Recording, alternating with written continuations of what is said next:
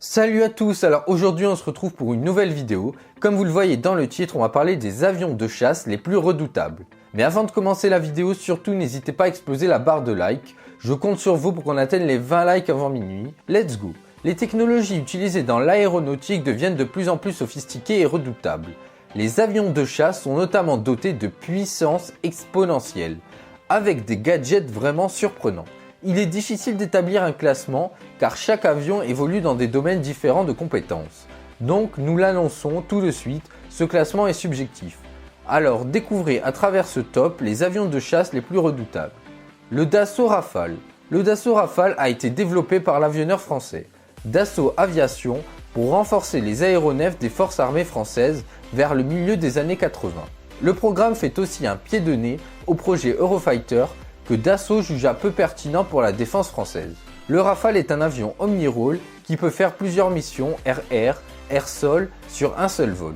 Longtemps considéré comme trop cher et boudé des contrats d'armement, son efficacité sur le terrain a balayé le travail de sabre des Américains qui ont pour objectif de faire disparaître l'avionneur français. Le F-22 Raptor.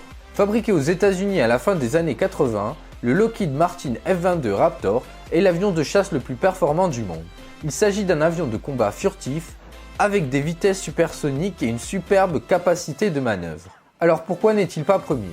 Eh bien c'est simple, un programme qui a largement dépassé ses coûts. Le F-22 est un avion d'interception, bon pour le RR ou le dogfight. Mais le seul problème c'est qu'il n'existe quasiment plus de combat aérien de nos jours. Un bijou cher pour pas grand chose. De plus, l'avion ne cesse de subir des problèmes techniques. L'Eurofighter Typhoon.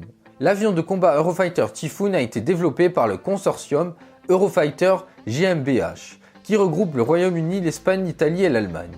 Il s'agit d'un avion multi-rôle et biréacteur dont la première série a été sortie en 2004. À l'origine, Dassault Aviation devait être de la partie aux côtés de ADS, mais l'avionneur français a jugé le projet peu ambitieux pour se tourner vers sa propre solution.